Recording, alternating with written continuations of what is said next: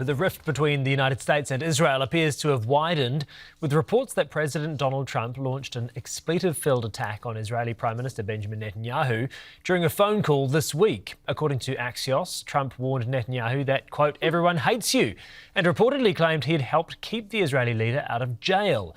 The reported exchange comes amid growing tensions over Israel's military actions in Lebanon and their impact on efforts to revive negotiations with Iran. Joining us now is Professor Robert Patman from the University of Otago in Dunedin. Good morning, Robert. Lovely to see you. Good morning, Chris. Should we be surprised by this? When you get a couple of the big dogs in the same room or on the same line, surely there's going to be robust conversations. This wouldn't be anything new, would it?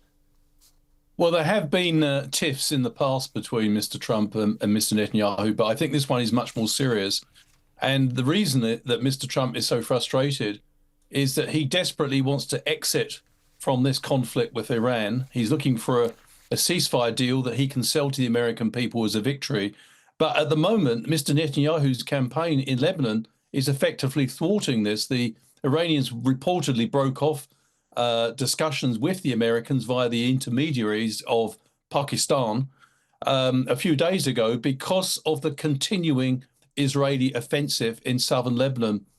For our viewers, it should be pointed out that Israel now occupies about 20% of Lebanon. So this is a serious situation.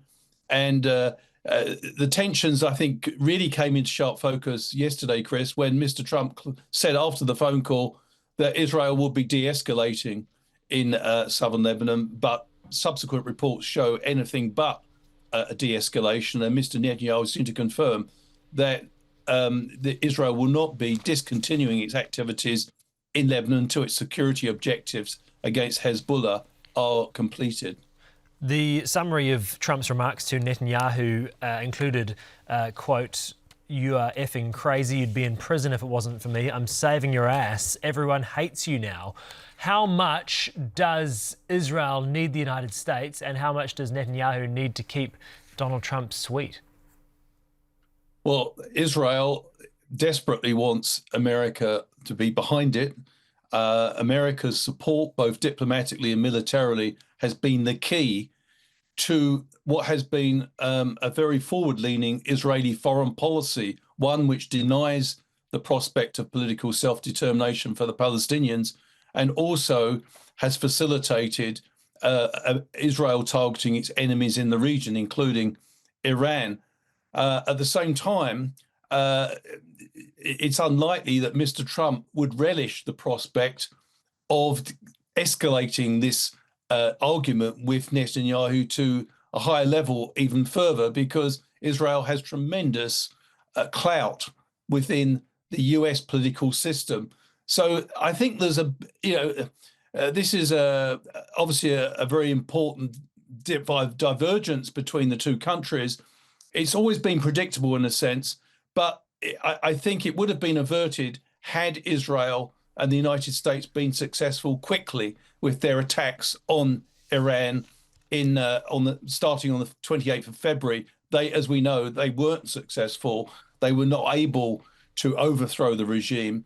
And the differences, the underlying strategic differences between Israel and the United States are beginning to surface now.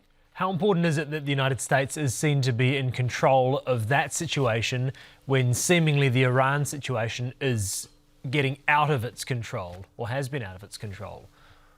Yeah, I mean, I think it was an observer once said politics is often a choice, making decisions is often a choice between the disagreeable and the intolerable. I think Mr. Trump's now facing that situation. He's got to get out of this. Remember, this is a president that promised the end to what he called stupid forever wars in the Middle East. He finds himself precisely in that situation. The domestic pressures, gasoline prices, inflation, the American economy is beginning to take a hit, although not as much as countries like New Zealand, we should add, is going to take its toll, particularly with the November elections, the midterm elections looming. And in a sense, suddenly, Mr. Netanyahu, through the eyes of Mr. Trump and his inner circle, is becoming an obstacle to America achieving its diplomatic objectives. Professor Robert Patman from Otago University, thank you so much for joining us on Breakfast this morning. Thank you. Thank you, Chris. Those quotes are just beyond the pale, aren't they? It just sounds worse than schoolyard bullying. Nobody even likes you, this kind of thing. Yeah, it's not good, is it? I mean, I imagine there would be those sorts of conversations that probably wouldn't always get out, but for what was quite a close friendship, publicly at least, he's certainly given them a good serve, isn't he? Yeah, just enormous stakes at risk here as well when you've got these two schoolyard bullies just kind of bickering with each other.